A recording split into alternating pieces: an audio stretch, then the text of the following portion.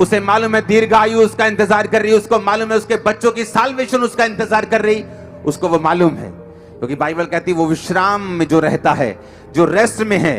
Bible कहती है नूह के साथ परमेश्वर ने बात की। आप बोलते हैं परमेश्वर मुझसे बात करे, इतने अनरेस्टेड बंदे से परमेश्वर बात नहीं कर सकता। अगर वो अनरेस्टेड है, विश्राम में नहीं है, क्यों? क्योंकि उसकी हीलिंग नहीं हो रही।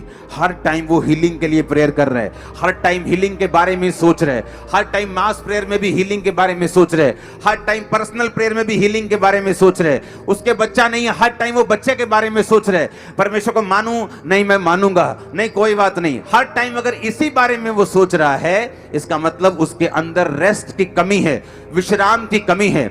और बाइबल बताती है अगर परमेश्वर ने आपकी जिंदगी से बड़े काम करने हैं, खासकर पास्टर्स की लाइफ से, आज की लाइफ से, विश्वासियों की जिंदगियों से, तो आपके अंदर विश्राम होना बहुत ही जरूरी है। बाइबल कहती नूह एक विश्राम रेस्ट में था। नूह का मतलब है रेस्ट, नूह का मतलब है विश्राम, नूह का नाम का मतलब रेस्ट था। लेकिन जब तक नूह असली रेस्ट में नहीं आया, परमेश्वर ने उससे भी बात नहीं की। जब नूह खुद रेस्ट में आ गया, अपने नाम का मतलब अपनी जिंदगी में पूरा किया, तो परमेश्वर ने उससे बात की, नूह अब मैं इन लोगों को नाश करने वाला हूं। अब एक बड़ा तूफान आएगा, एक बड़ी बारिश आएगी और सब लोग नाश हो जाएंगे। और परमेश्वर ने उससे बात की जो आत्मिक विश्राम में था। आपका आत्मिक विश्राम खत्म हो सकता है ज्यादा टीवी देखने से, ज्यादा फेसबुक देखने से, ज्यादा दुनियावी बातों में खोने से, प्रार्थना ना करने से, बाइबल ना पढ़ने से। बाइबल सुनना, वचन सुनना अच्छी बात है, लेकिन बाइबल पढ़ना बहुत ज्यादा जरूरी है। खुद वचन को पढ़ना सबसे ज्यादा जरूरी है, सबसे अधिक इंपॉर्टेंट है खुद वर्ड को पढ़ना। आप अगर वचन सिर्फ सुनते हैं और पढ़ते नहीं, तो भी एक अनकंप्लीटनेस, एक अधूरापन सा आपकी लाइफ में, एक हल्की सी बेचैनी, पूरी बेचैनी नहीं, आपकी लाइफ में हमेशा रहेगी।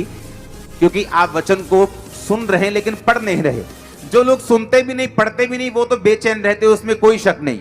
उनको ना तो अपने फ्यूचर का पता है, ना वो उनको डर है कि मेरे को कैंसर ना हो जाए, मेरे को बीमारियां ना हो जाए, मेरे को ये ना हो जाए। वो हर में डरा रहता है, क्योंकि बाइबल कहती है वो विश्राम में नहीं है और परमेश्वर के साथ सहभागिता में नहीं है।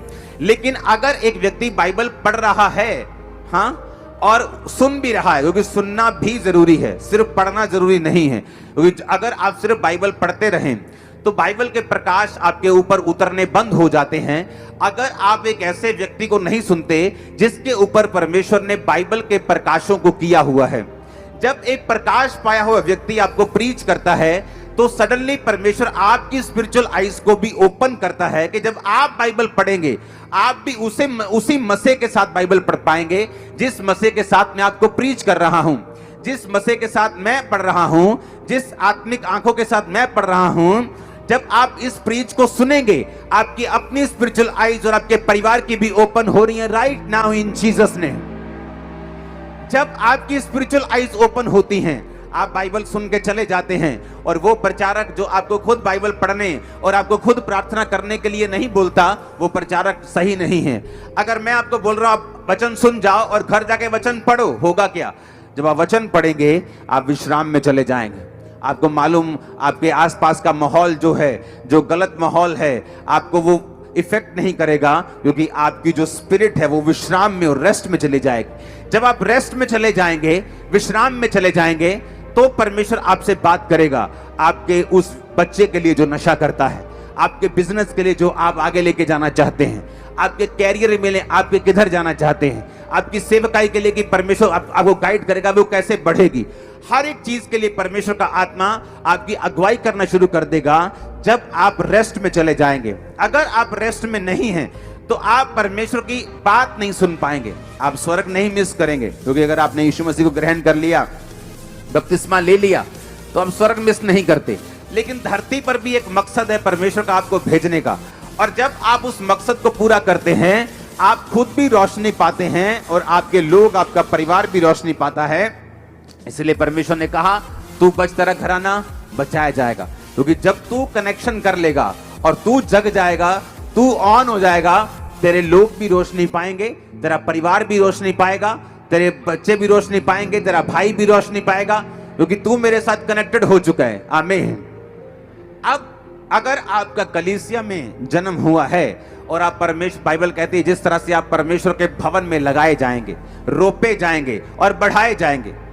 हर एक विश्वासी अकेला नहीं लगाया जा सकता। अगर आप सोच रहे हैं कि आप विश्वासी हैं, आप क्रिश्चियन, आप घर बैठ के प्रार्थना कर लेंगे, बाइबल पढ़ लेंगे, आप बिल्कुल रॉन्ग है 100%। बाइबल कहती, पौलुस ने कहा तुम कलीसियाओं की रीति के अनुसार इकट्ठे होना ना छोड़ो। पहले शनिवार को इकट्ठे होते सब्त के दिन, अब संडे को इकट्ठे होते हैं ग्रेस के दिन। परमेश्वर ने उस ग्रेस को, उस सब्त को, उस जो व्यवस्था थी उसको ग्रेस में बदल के हमें संडे के दिन इकट्ठा होने के लिए बोला। और बाइबल कहती है वो रोज इकट्ठा होते थे, हम तो हफ्ते में 2 दिन इकट्ठा होते हैं और रात को हम रोज प्रेयर माउंटेन में इकट्ठा होते हैं। लेकिन बाइबल